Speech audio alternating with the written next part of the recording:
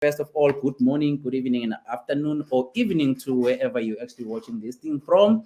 So I hope that post this sort of kind of engagement, you'll be in a position to explore Africa with some of my colleagues that are in the African continent, and you will have just this bi-directional sort of kind of relationship. There's been some initiatives such as the BRICS sort of kind of initiatives to enforce these bi-directional relationships. And as you know, that some of them, they actually work for other people. It never worked for other people. But I believe that engagement and interaction happens on one-on-one between two people in different worlds. So with that being said, I'll kick it off with a brief introduction. I would like our colleagues to take about a couple of minutes or so to give a brief introduction of themselves. I'll kick it off. I'll kick it off for everyone. Siyabonga is my name, but everyone calls me Siya because that's how it is easy for everyone. I am based in South Africa, in Johannesburg. I run Skywalk Ventures as well as Skywalk Innovations. Both these organizations, Skywalk Innovations is a consulting company. We essentially build technology products for companies. That company has been running for 11 years now. We are serving clients in Europe, for clients in the US, and mostly in the SADC region in the African continent. We've been operating for 10 years, over 40 people.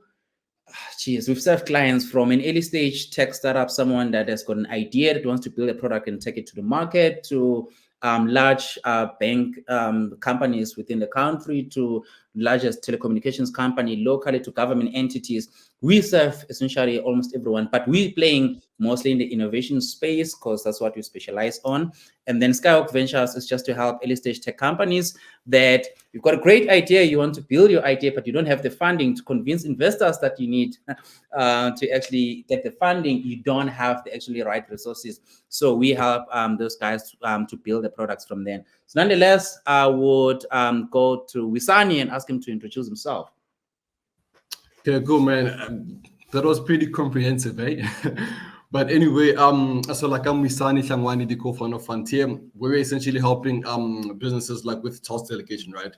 So like we are currently serving B2B startups as well as scale-ups and corporates to actually minimize their hiring, or like actually save time and money, right, by outsourcing specific tasks to like a delegated workforce as and when they need them done, right?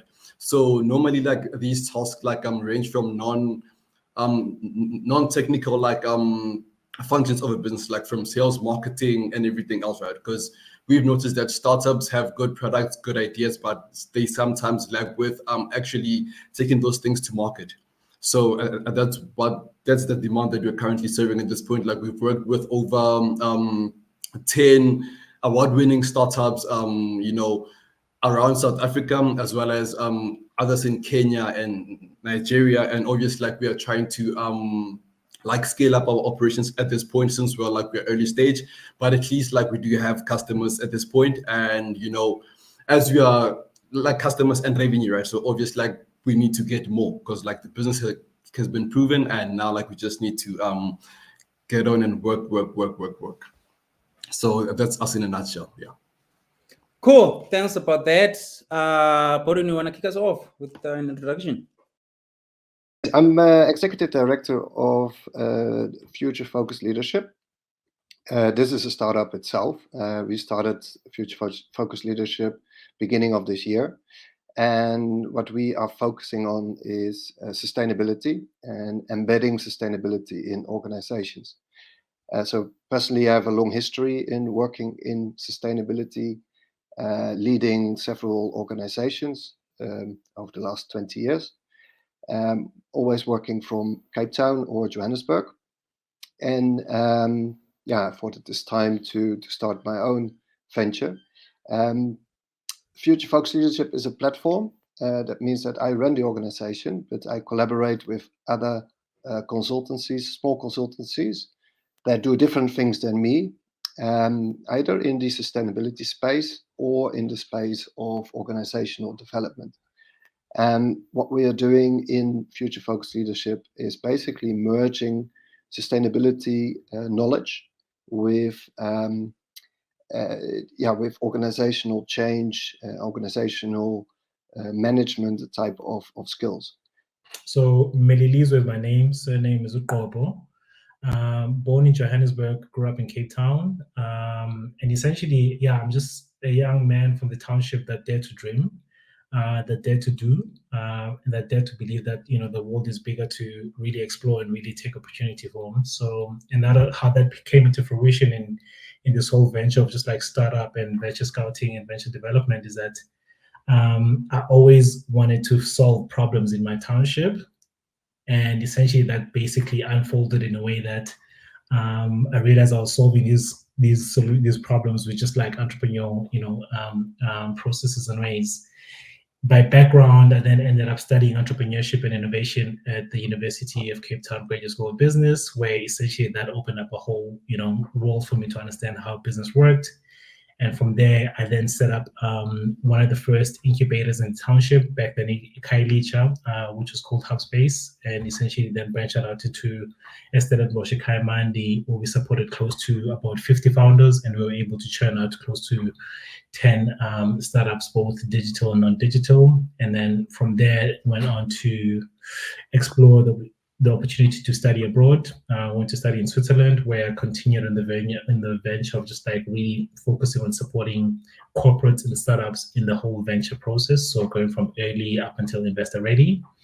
Did that on a freelancing basis, then relocated to Berlin, where I continued on that journey, where I worked with a couple of entrepreneurial programs, accelerators and VCs to continue to support founders, because that's where my niche is, and that's where I really have a passion for. So I always say that to people. I have a dual. I have the founder perspective, but also have the venture development side of things and the VC side of things. So I always try to combine that. And currently, at this point in time, I'm executing that through being a freelance venture scout for Flashpoint Capital, which is a UK-based VC that invests primarily in European startups, but also largely in the East European market. Which I share very common ground with, because I always feel like the eastern part of Europe is always forgotten, and it's such a huge thriving, and it really actually churns out some of the best startups. So I love that element about them. But at the same time, also I'm back in my element of being a founder again through EWOR, which is essentially a startup accelerator / VC firm, where it's a 10-month program where you have the opportunity to go from idea up until venture ready and be able to get a capital to get investment. So I'm currently exploring the problem around the travel tech space. Specifically, if any of you have ever experienced the pain point of having your luggage delayed, we tackle it. I'm happy to hear that. So I'm having fun with it. It's coming along very well, and it's looking really promising. So I'm quite excited of just getting back into the whole founding space again. So that's me in a nutshell. Cool, no problem. Boudewijn, do you want to take it off where you actually left off? I'm cognizant of time. Yeah. Just want to cover most of those things. I will be quick. So I think I ended up with saying that we created a platform called Future Focused Leadership, working with other small consultancies, also to bring in different skills and different knowledge. And what we do basically is supporting organizations, companies with their sustainability agenda. And truly, it's not just bringing the technical expertise and the technical solutions, whether it's social or environmental, but also bringing that organizational change that you need, the culture change within the organization that you need to really embrace sustainability and create really opportunities out of that. Cool. Thanks about that. I have a question for you. You'll kick us off. A couple of things, actually. I know for a fact that there's quite a significant amount of investment, let's say foreign investment in the African continent, looking at SDG or Sustainable Development Goals and things like that. And most of the companies, they're spending so much time and effort to invest, obviously, in the 2030s Sustainable Development Goals. Another thing is that you are seasoned founder, or let's say entrepreneur, right? So amongst most of us, So I want to look at the African business sort of kind of landscape. How do you foresee it from, I mean, you've mentioned that you've got 20 years plus of experience. How have you seen the business landscape look like over the years, and where we actually at the moment in your view? Well, I think we are on a crossroads already for a while, but increasingly so in terms of sustainability, but also in technology, and I think that often can go hand in hand. I think that's the interesting part. But in terms of sustainability, let's start there. That's mainly my field. We are obviously globally experiencing huge challenges in terms of environmental, but also social topics. To name a few, we are fishing the oceans empty, which is a really, an increasingly bigger problem, because we are reducing our biodiversity in the ocean, but we're also doing that on land. We are obviously, with more and more people, we need more and more food to be produced, which means that we are cutting down on rainforest. And certainly in Africa, this will be increasingly an issue, because our population in Africa is growing very rapidly at the moment. And agriculture comes with its own challenges. At the moment, the majority of agriculture is done in a way that it is polluting. We are rather working against nature than with nature in terms of agriculture. So we very happily use chemicals in the fields. And I'm saying we must totally move away from chemicals. Often that's the only thing that we can use to produce the food that we need to feed the people. But I don't think we're using it in a correct way. I think we're overusing it. And through technologies, as I just said, there are ways of improving that. Other example is water. South Africa is a good example, actually, of a country that is water poor. We have to be very careful with the water that we have and that we use. At the same time, we are not really looking after those water resources. There's more and more pollution in our dams, in our rivers, which obviously creates a problem for agriculture as well. So everything is also interlinked in that sense. And that is exactly where opportunities exist. Cool. I like that. I like that. I mean, we're going to touch on some of the, I think, growing industries within the continent, right? But I think anyone that is watching this, it also helps to look at what are the challenges that the African continent is facing. And Boudewijn touched one of them, which is water, right? Water is a scarce resource. So if you're in the tech space, and whether you've got some sensors or you've got IoT, you're looking at how water can be used efficiently, especially in the agriculture space, you know that we always need to have food, we always need to eat, and agriculture is one of those sort of kind of industries that are helping with those. So that's like one of those, but I mean, we'll get into the different industries that are booming that I think people can actually touch on. But nonetheless, I'll go to Melilizwe, right? So the stats, it's extremely bad looking at the challenges that, not necessarily looking at startups that actually fail within their first year of operation. But they are massive, the stats is crazy. So out of the research that I've done on my side, out of the challenges that we actually see and experience in the African continent themselves, I think I found that, in the venture building side of things, if you match corporate venture building with some specific startups that are touching different sort of kind of areas, right? I think, especially in the African continent, that usually works, because if, for instance, you want to capture a specific market, telecommunications companies, they usually serve those companies. I mean, those people that you want to potentially capture, whether they're in the rural areas, in the township, in the modern spaces. In your view, right, and in your experience in corporate venture building, what are startups can potentially look into when they want to really build and scale sustainable startups, whether they're coming from Europe or the US or any other part of the world? to Africa. But I just want to touch on the corporate venture building. How can we start looking at being intentional about that side of things? I mean, like yeah, absolutely. I fully agree with you, Sia, there with regards to just like, it makes a lot of sense for corporates and startups to play along. And I think we've seen, there's a track record behind that, both in different markets, right? For the past, 15 to 20 years, where we've seen, corporates sort of like trying to play on the side of the startups because of agility and being able to move a little bit faster and being able to build products a little bit quicker.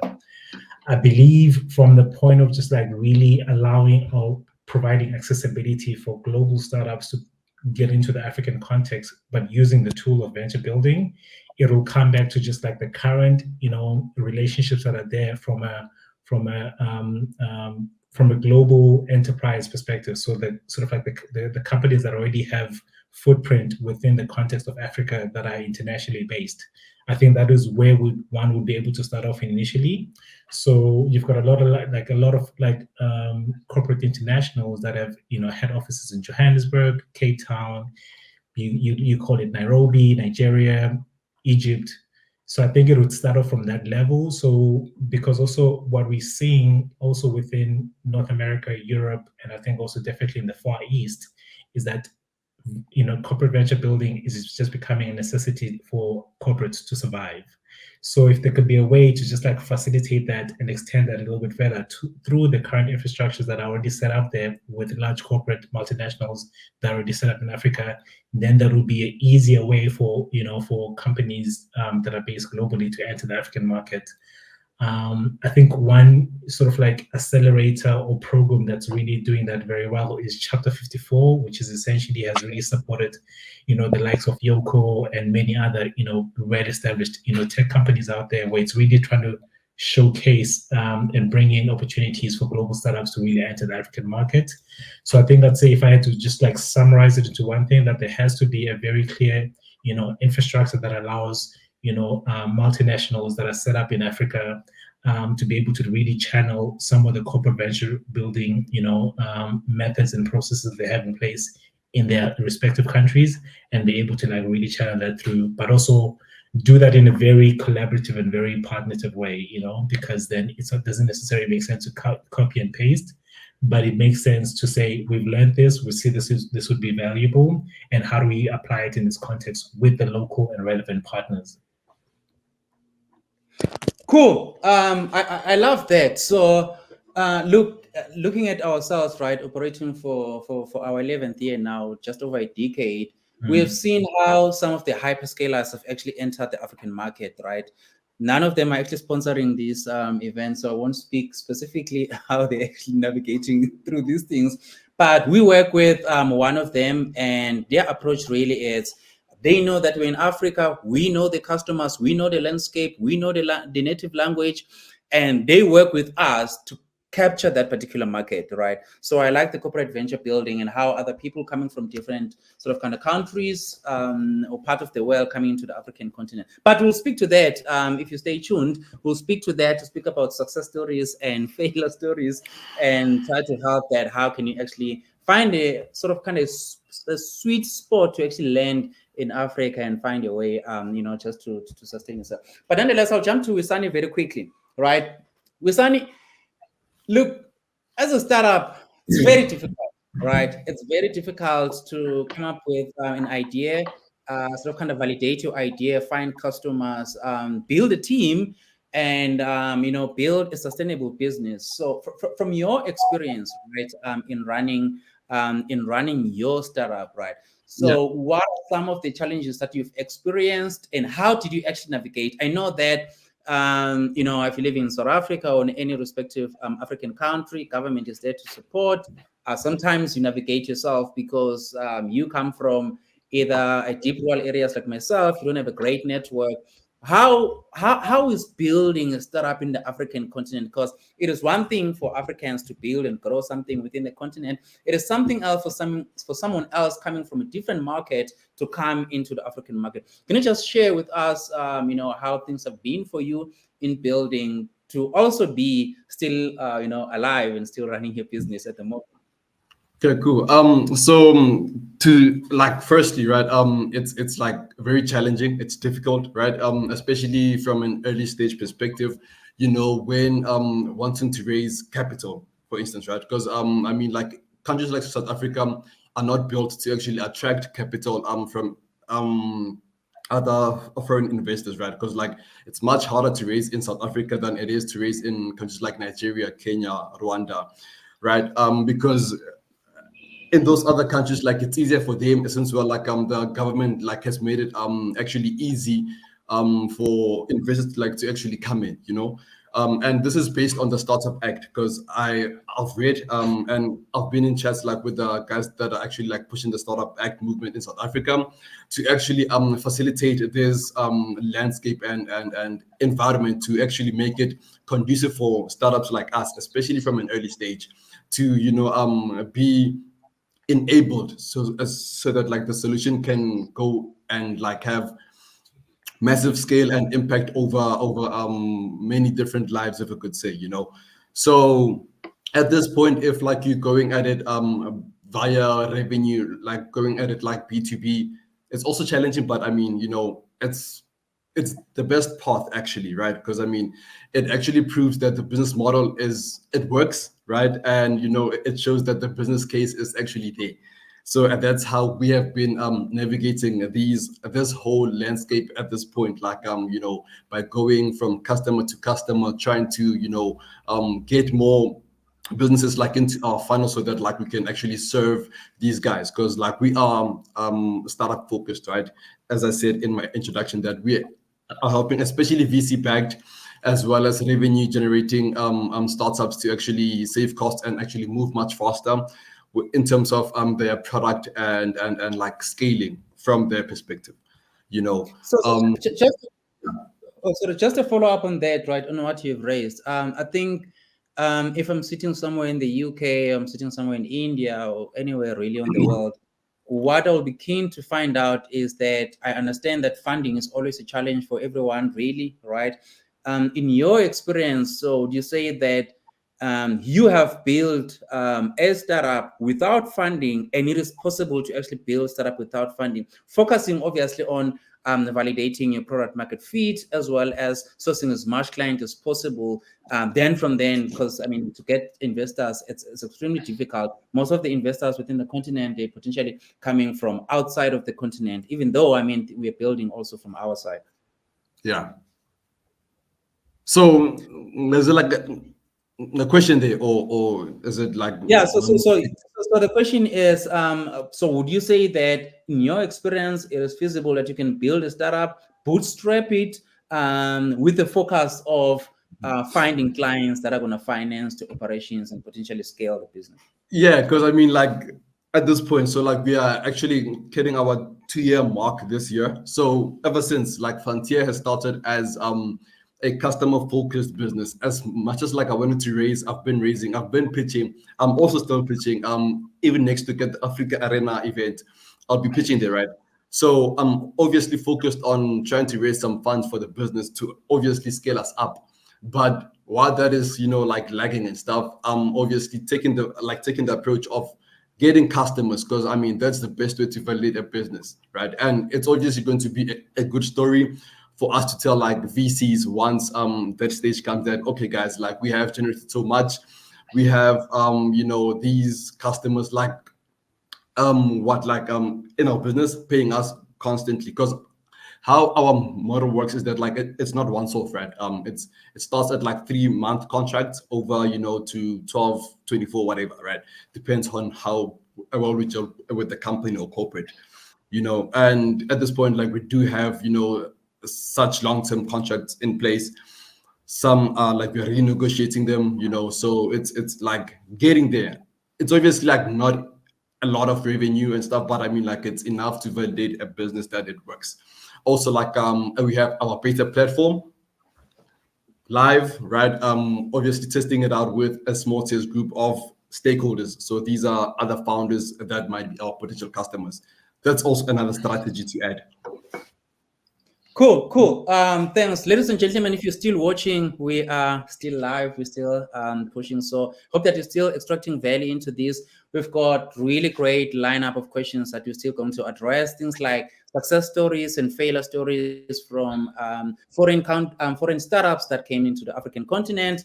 What are their experience? Over and above that, we don't want to leave you without getting into the specifics in terms of everyone's experience of how did they get to work with different people in different countries and different continents within the African continent successfully. But nonetheless, I'll just jump straight to Boudewijn. So, Boudewijn, I'm going to pass this question to all of the panelists on this engagement to speak about, or just to share some of your experiences in terms of if you've seen some of the success stories from large foreign companies, as well as some of the startups that have came this side. If you can just share with us some of those, I think it will be beneficial to our audience. Yeah, sure. Well, one that I can think of is I established Fair Trade in South Africa. I was a founder of Fair Trade, and I was executive director for 6 years of Fair Trade. And that was back in, I think we launched the label, Fair Trade label, in 2010. And yeah, a lot of learnings from that experience from my side. First of all, I think a big challenge was actually the organization in Europe that owns the Fair Trade label. And the challenge, the battle that I had to fight with them was very simple. In their mind, the fair trade system was such that products from poor countries go to rich countries and they're sold there. And I wanted to say, no, we're going to sell fair trade products in Africa, and these products also come from Africa. And I eventually was successful, and I launched the label, got licensees and companies that worked with the label with me, with my organization, Fair Trade. Challenges came in, first of all, with the limited collaboration I got from the European head office. But also, secondly, the model that the Europeans had worked out could not be adjusted to an African context. And I think what I want to say with that is that you can't just copy European models into an African context necessarily, or Asia. I mean, we're talking Africa now, but I think it's across the emerging markets, similar issues. So just copying what's successful in Belgium, the Netherlands, or Germany, it doesn't necessarily work in an African context. Even though we were successful with quite a few products, it had its limitations, and we've been trying to push them to change the model for us. And also, actually, the United States had similar problems as we had, and they also wanted to change the model. But we failed in that because they were very rigid. So this is what it is, and this is how it should be. So I think challenges here, to be flexible, and make sure that whatever you bring to the market, whether it's a fair trade label or anything else, you need to understand the local conditions, the local circumstances, the local limitations, and especially the local market, and adjust your services, adjust what you are doing to those local conditions.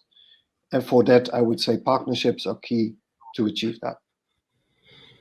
Cool. So I'm gonna go to Melilizwe very quickly, right? But before that, right, Boudewijn, you've touched on certain things that I wanted to spend some time thinking about it to get into the specifics. And by that, because I want to give our audience like some really great meat in terms of the sort of kind of the data or the content that they get.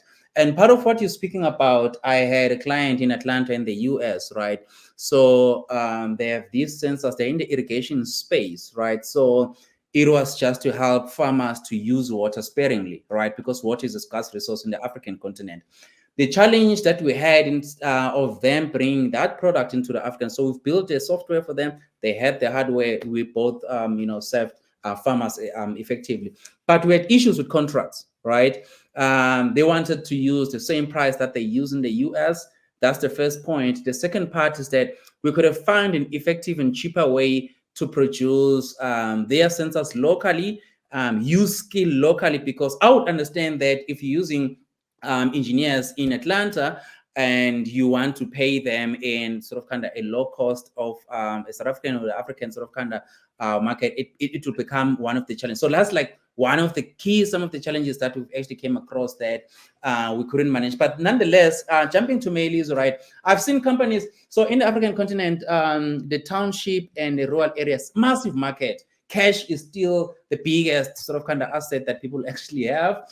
And Melilizwe, yourself coming, like myself, coming from the deep rural areas of Mpumalanga in South Africa, I've experienced that.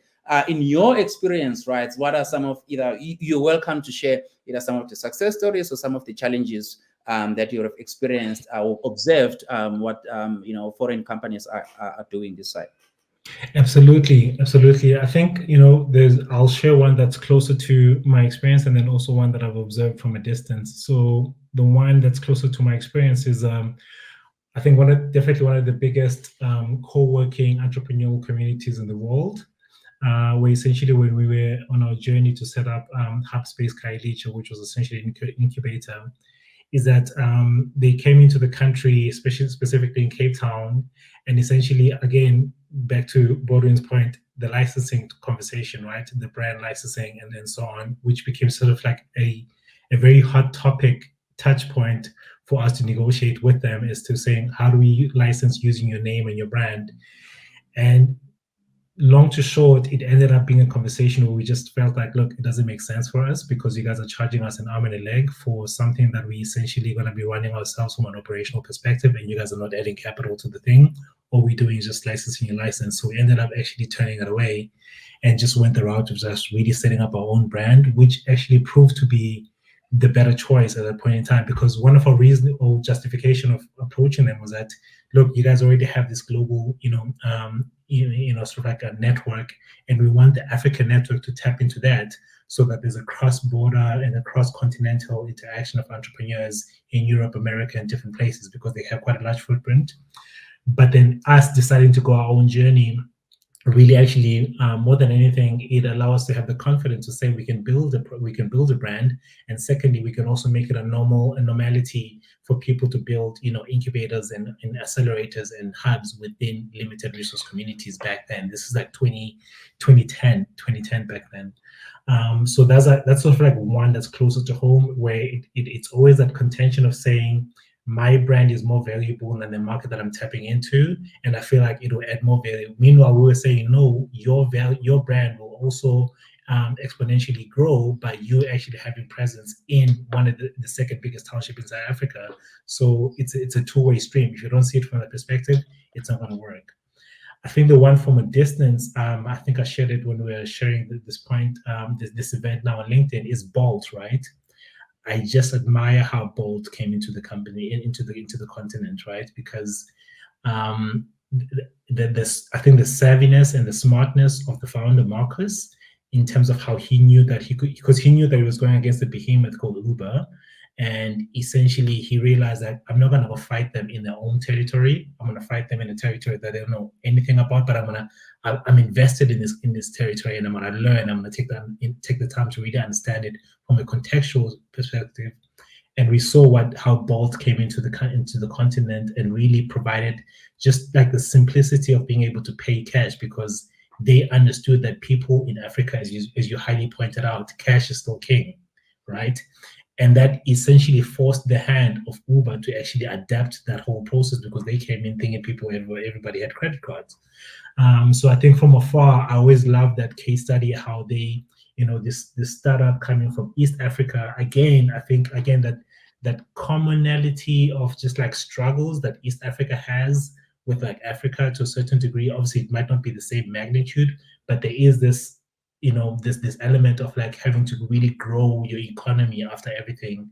And I think that's the approach they probably had in that essence. And they came out top. Now Bolt is essentially one of the biggest, e-hailing, services in Africa. Of course, they have their shortcomings. It's understandably, but from from an approach perspective, they really took the time to understand the market and be able to build something that actually makes sense in that context, rather than coming in and saying, this is how we do things and this is how things will be. That's sort of like the two case studies that I can definitely bring into that question. Cool. Look, I'm gonna give you a follow-up question, Melilizwe, because you've touched on a very great point that if I'm sitting in other parts of the world other than Africa, how do I learn the market in Africa? You look at the likes of Uber. I think, if I'm not mistaken, what I've heard is that they will deploy 3 different roles within a city to explore that particular city and then introduce Uber in that particular city. In your view, if you're sitting outside of the continent, where do I start as a startup that I want to explore Africa? Which part of Africa? How do I start? How do I source this information? I think that will be a key information for our audience. Man, see, I think the one key thing that I think also global startups tend to maybe overlook a little bit is the African diaspora. It's a 200 million, continent country on its own. And essentially, if you combine that with the 1.5 billion, population of Africa, it's said to be sort of like easily a quarter of the population of the world. So I think for me, as a global startup that's based either in Far East, North America, South America, or Europe, I would definitely tap in and try to find, the African diaspora and get an understanding, because me being based in Germany, I still have very deep vested interest to go back and build something in the African context. So that's very clear. That's something I'm going to do. And I would believe that there's a good portion of the African diaspora that actually has the same interest, right? So I'd say the one way of going about it is really tapping into the talent in that community, because it knows both sides of the fence. So you'd be getting both sides of the context to be able to understand, how do I get into this based off on what we've built here. So I think that's the one. And then secondly, I would say once you get in and basically set up, like, you need to humble yourself as a founder. You need to humble yourself as a company and really be in touch with the key stakeholders and the people that are running the startup ecosystem from a point of just like a learning perspective. So it doesn't make sense for you to like really go in and try to get in from a corporate perspective as a founder, as a startup, but it's really getting out there and walking the street and understanding, how is my product going to be adaptable to this context, and like really maintaining that beginner's mindset again, like just like how you founded your startups and did the whole process of prototyping and validating. You need to do the exact same approach going into a market in a foreign continent, whether it be Africa, South America, or wherever it may be. It's always, again, you have to refresh and reset and say, I'm going to approach it from just how I started this company, and go out there, try to understand the problem, try to develop a solution with the customers themselves, and prototype and validate, and not come in to say, I'm going to slapstick my solution to the market.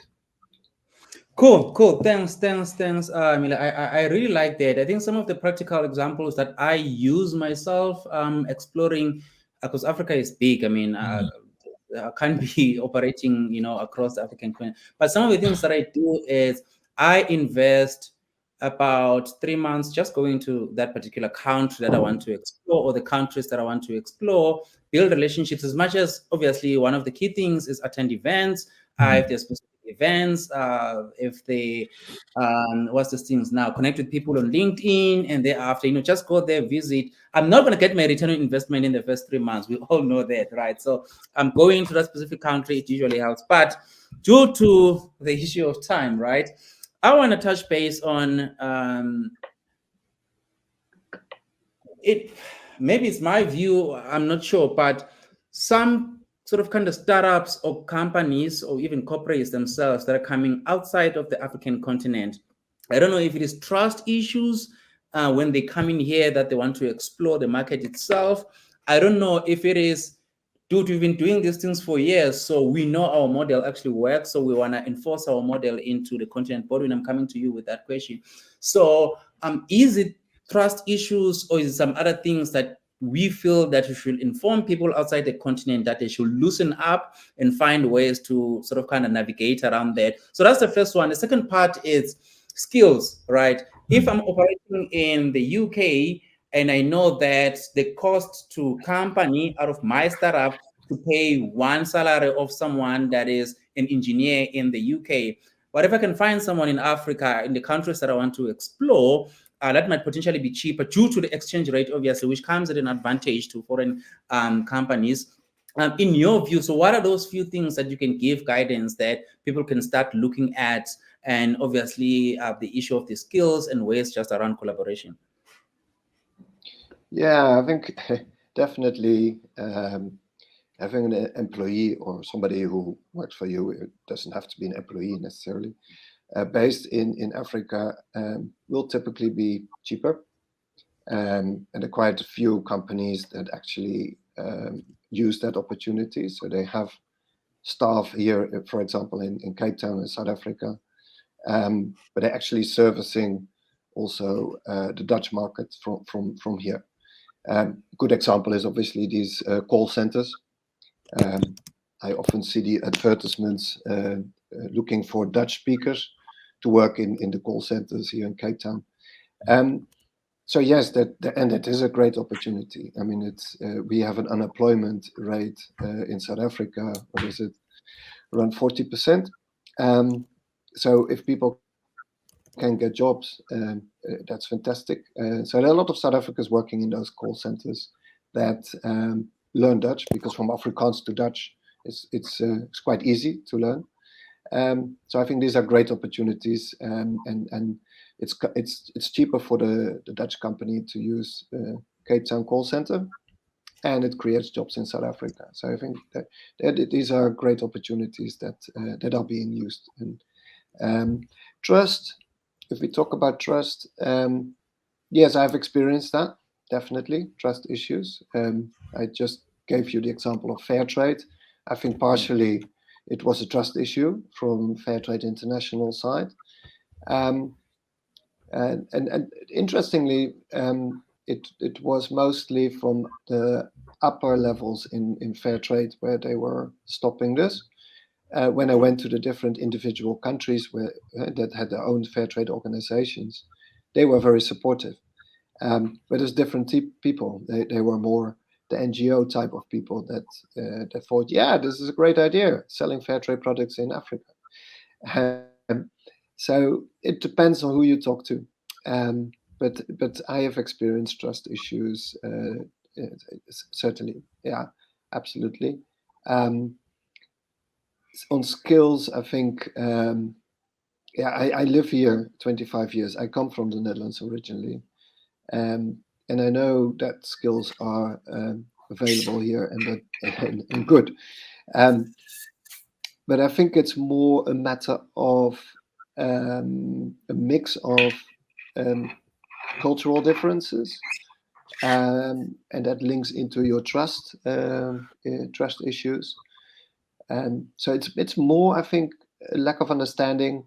So I think the more people spend time here, the more people, these overseas people, the more they get to know Africa, the less of a trust issue they have.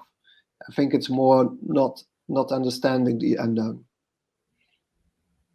Cool. Thanks, Corinne, about that. You're right. Look, trust, language is a big thing. If I travel, say I go to Dubai, I meet a South African and you speak the same language, I already feel safe, right? Or any parts of the world. So foreign startups or companies looking at exploring this side, it usually helps to work with locals because they understand the language. At the end of the day, people buy from people, and I still believe that there's a massive opportunity for collaboration. But speaking of collaboration, jumping to Wisani, right? So how can, let's say I'm a startup, I'm sitting somewhere in North America, or I'm somewhere in Asia, right? And we are of the same industry as yourself, right?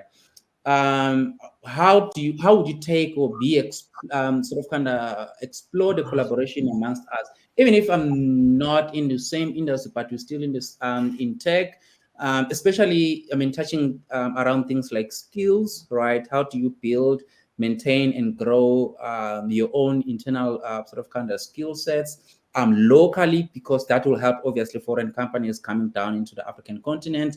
So touch base on the skills, touch base on how do you view collaboration, how would we explore, like from where we at, how can I touch base to you, and how potentially could the collaboration look like? Amazing. So currently, like in terms of like startups like from other countries in the world, right?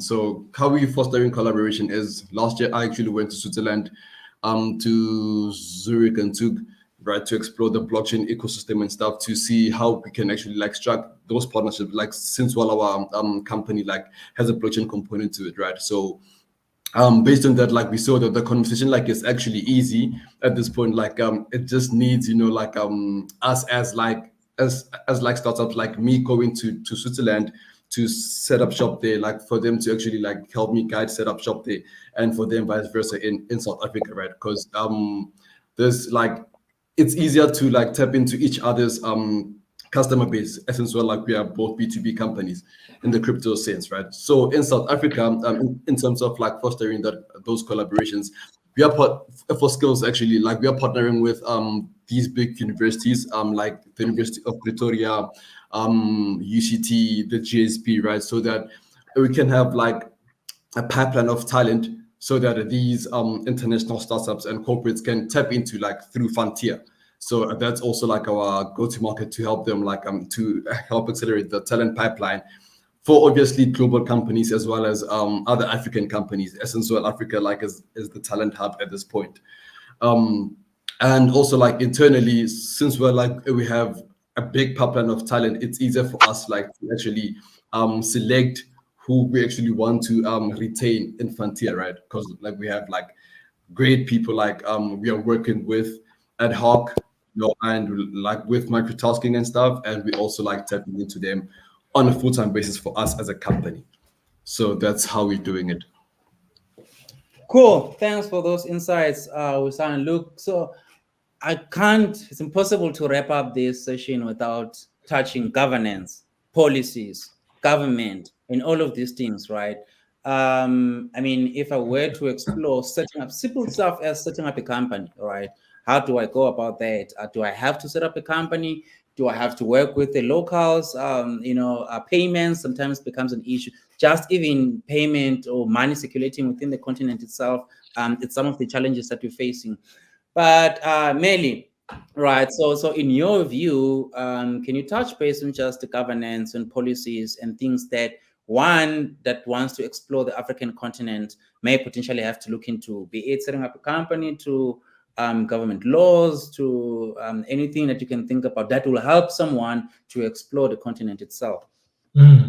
Absolutely. I mean, like I'll definitely dovetail on what Wisani spoke to earlier on with regards to just like how countries like Rwanda have just made it easy to be able to do business within, you know, the context of Africa, whether it be really encouraging, you know, FDI and so on. So I think, you know, funny enough, being based in Germany and understanding the process and the loopholes that one has to go through in terms of setting up a company, I would say that's one area where we have a one-up in terms of, in the context of just like Germany, if I compare it to South Africa. Because in South Africa, you can set up a company in a couple of weeks and close to nothing, you know. And in Germany, it costs you like an arm and a leg, and the process and the paperwork that goes into that is just like a nightmare on its own. So if you're raising capital, you always already have to set aside like a good amount of that capital, just like in terms of setting up capital, you know, in terms of setting up the company. So I'd say that's one thing. If I would encourage anything from a global startup perspective, to know that the ease of doing business in South Africa and other countries that are in your Kenyas and your Nigerias and your Egypts of this world, it has become slightly better. What could be done within the context of those countries and just the wider continent itself is just the more than anything is the ease of movability, right? Being able to really encourage cross-border trading. I think that's where we all know it's sort of like one of the biggest pain points in the continent. So I think if I had to sum it down and not taking up too much time, from a governance perspective, what would really be great that to see being done is really realizing the whole after situation, right? I think that will really make it susceptible, make it attractive for global startups to really come and play in the context of just like, you know, the continent itself. So yeah. Cool. And also like this. Yeah. Actually, like I don't, you know, like I think, you know, the startup acts, especially like in Africa, especially South Africa, speaking for ourselves, like once they come into effect, I think things are going to be like easy to be like on par with countries like Egypt, Rwanda, and things of that nature, you know. Yeah, I'm done. Cool. Cool. Thanks about that. Shubham, we need to get us more time, and there's so many things that we need to actually touch base on. But nonetheless, please do reach out and you know, just give us some feedback on the session. If there are certain things that you'd like us to touch on that you didn't touch today, because obviously for the sake of time, by all means, please do reach out to us so that we can set up another session and we can touch base on other things. But nonetheless, culture difference. Culture is key. Culture is what makes us who we are, right? If you go in New Zealand, everyone knows the culture of the All Blacks and, you know, things like that. And in the African continent, you know that. Cultural difference in business, Boudewijn, your views, the difference and the challenges and potential the success stories, some things to consider. Yeah, yes, it's a thing. But I'm the wrong person to ask in a way, because I embrace any culture, and I think that's how I grew up and how I am, I suppose. But yeah, I have seen ugly things, and with that I mean that people just need to take the time to understand the cultures that they work in or with. And they don't always do that. And I'm the first to say that a lot of Dutch people are guilty of that.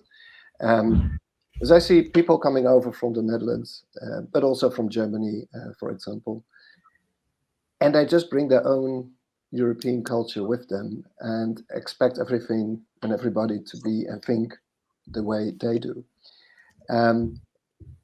But you know, I can tell you, even within Europe, there's massive cultural differences.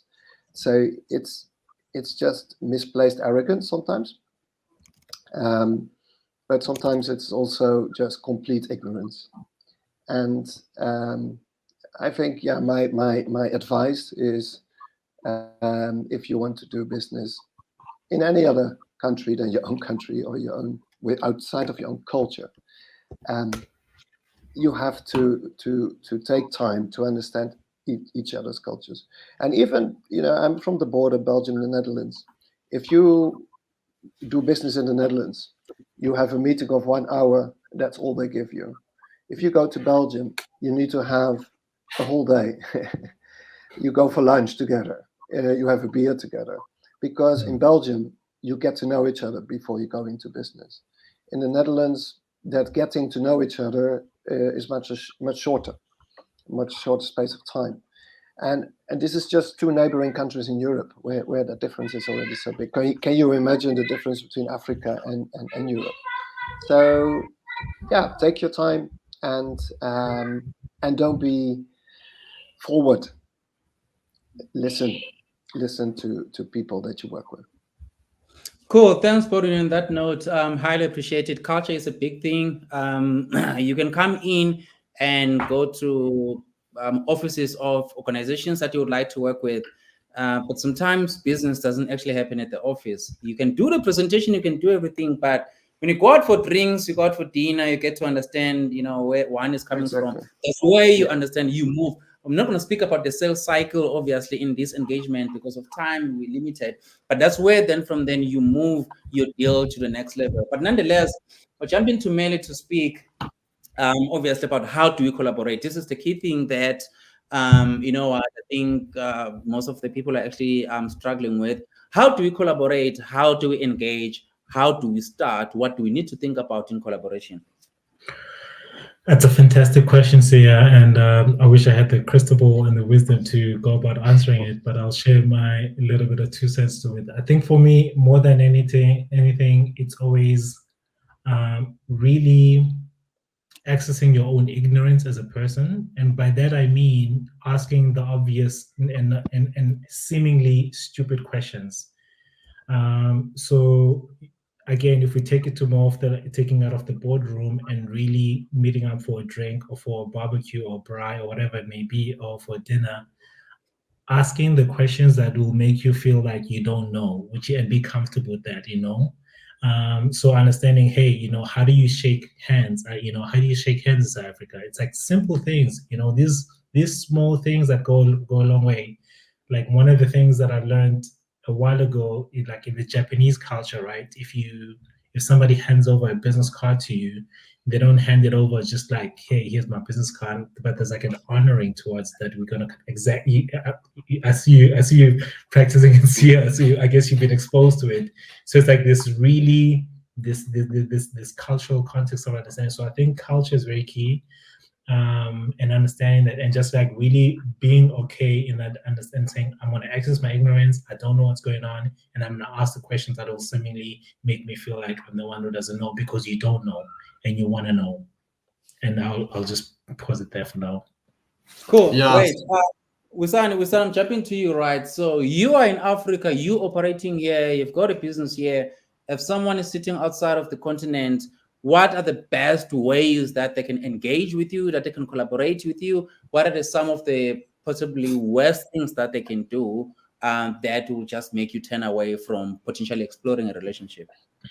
Yeah, so I mean, like, this is the basics of character, right? So like, if you are a person like that, don't respect, don't honor like your word first and foremost, right?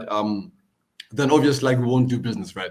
Because like it's a signal that like you don't take me serious, or like, the place that you're operating in seriously, because like it's only like a matter of honor at this point, right? Because I mean, what you guys said, like in terms of cultural differences and stuff, like, I mean, customs, yeah, they obviously lunch, dinner, that's where business is placed. But like at this point, what I've seen.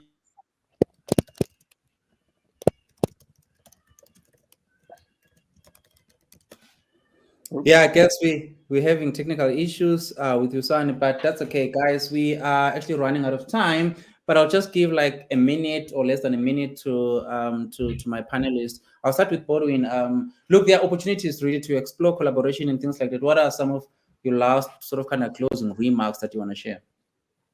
Yes, my first of all, I want to say that I agree. There is plenty of opportunities in Africa, and there's so much still to do on this continent, and I think that makes it also very exciting. So there's a lot of space to still come up with new things. Be innovative. We need innovation to find solutions. So yeah, that's and the continent invites that. So I think that's one, and two. Don't forget sustainability. That is my field, of course, but we need to do things sustainably, and there are already enough companies active in Africa that come from China or Europe or Canada, mining our countries empty. That's not the kind of sustainable businesses that I think we should be looking for. I think we must really look after our resources, our water, our climate, our rainforest. So please come here, but do it sustainably. Cool, thanks. We can tell that Boudewijn will advocate for sustainability at all given time. But nonetheless, Melly, right, on your side, right, how, like on your closing remarks, I understand that there are great opportunities. What are your closing remarks to help people that are willing to explore Africa? What would you say to that person watching this engagement? I mean, like, definitely it's first inform yourself, and then act upon that information itself, reaching out to the people and verifying if that information is actually valid, because there's a lot of misinformation out there. So inform yourself and then validate that information if it's valid to people that are closer to the continent. And last but not least, just go and walk the streets of the continent and get to understand what is going on and how you can basically plug into that whole ecosystem. And that's sort of that, I'll put it in that summation in a way. Cool.